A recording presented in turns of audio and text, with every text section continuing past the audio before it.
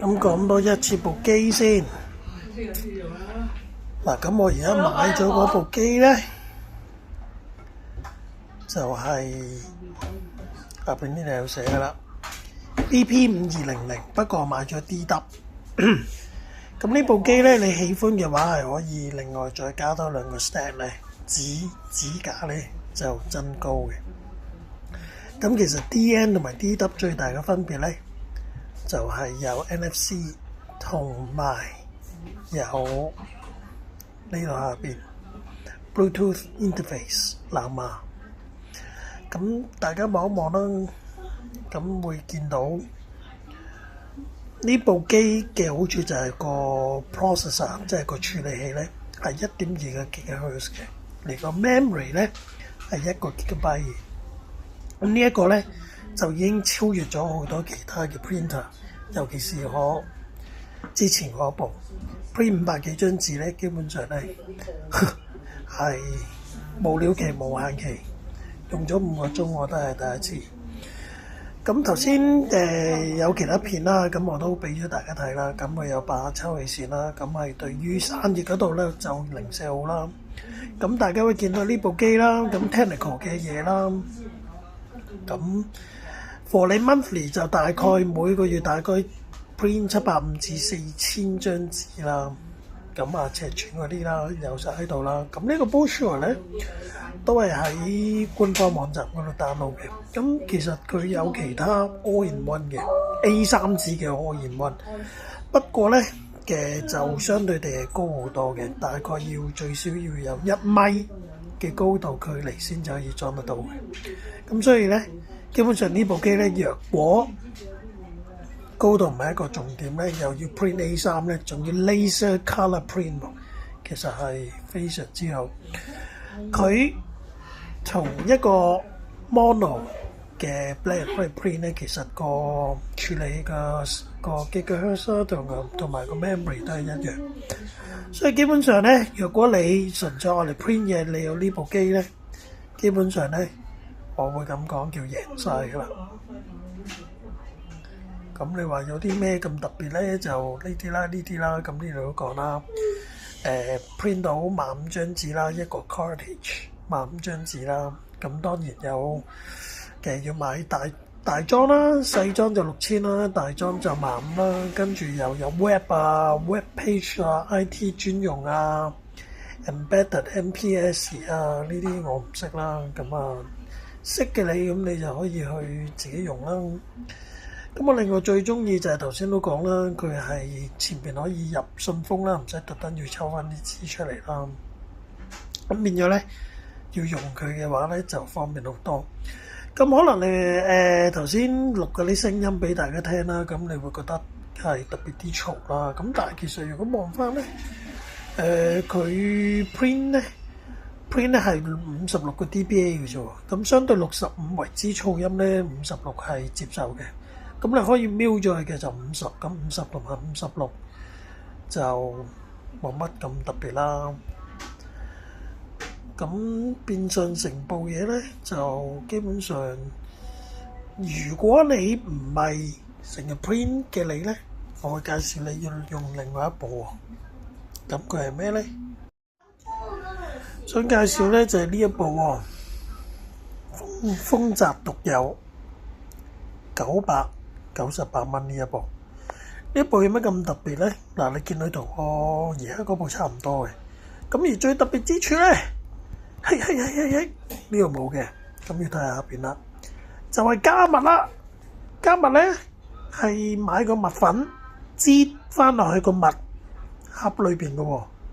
咁所以咧，你唔使換嘢噶啦，就咁打開，擺個蜜粉擠落去，咁就搞掂噶啦。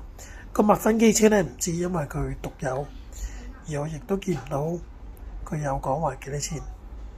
咁呢個就係嗰部機啦。咁啊唔知點解咁平啦，998啦，咁啊唔理佢啦，有需要就買啦。咁啊第一張紙咧就8秒啦，跟住咧印紙出嚟咧單面咧就22個 BPM 啦，雙面咧就14個 IPM 喎。咁相對頭先我哋嗰部咧就係42，同埋另外一個唔記得咗啦，42啦，一個係42我記得係啦，42同埋雙面就好似20幾個 SPM 啊咁樣嘅，咁所以基本上咧就已經 double 咗噶啦個印嘢。咁有 AirPrint 啊，呢啲都唔係啲咩嚟㗎啦。嗱，大家睇睇個 memory 咧係64個 megabyte RAM 喎。咁即係話64同埋1G 就已經爭好多倍。咁而呢一樣咧就係令到你印少嘢咧就冇問題嘅，但係當你印多嘢咧，咁就會出事啦。咁呢部嗰個高度都差唔多啦，21 4.8。咁而呢一部咧就係講緊睇下有冇寫先，係啦，高度260，咁所以同頭先拎出嚟度咧，基本上係差唔多嘅。咁呢一部就越難做啦。咁對於家庭唔係成日印嘢嘅你咧，絕對係一件好事。咁你話啲墨幾多錢咧？其實呢度真係冇寫，咁所以我都答你唔到，因為佢係獨有。咁變相咧。呢啲嘢咧就真係識答你，佢一斷貨咧，你就拜拜。咁呢個就係我做 research 嘅時候見到啦，亦都覺得有一刻深度想買，但係見到裏面嘅 spec 對於我真係要做嘢嚟講咧，就有少少出入。咁總之佢好特別嘅，佢擠啲蜜粉落去，擠啲蜜粉落去個碳盒度之後咧，咁你就唔需要再拆啲嘢出嚟換啦。2502 DW printer two side printing， 咁呢啲都冇乜特別噶啦。最緊要咧就係話支粉，咁其他呢啲 even 嚟啲咧就全部都係一樣噶啦。咁究竟呢個 154X 嘅物幾多錢咧？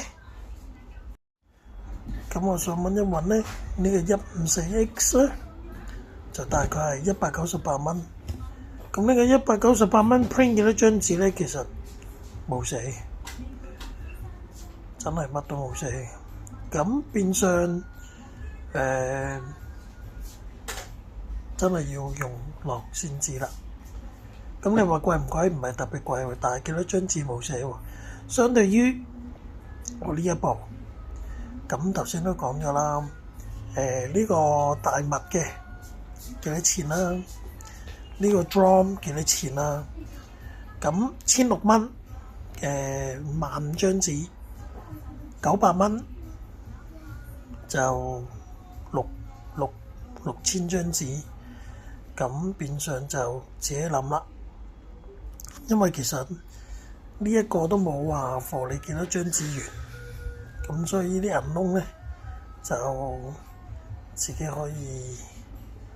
我呢度有寫喎。高達5000張，咁呢個高達就真係要諗要啦。通常呢啲寫得高達咧，就真係你將佢開以2500張紙係差唔多啦。因為每張紙你印幾多嘢，下下都唔同，所以如果一張紙印一隻字，就可能真係高達5000啦。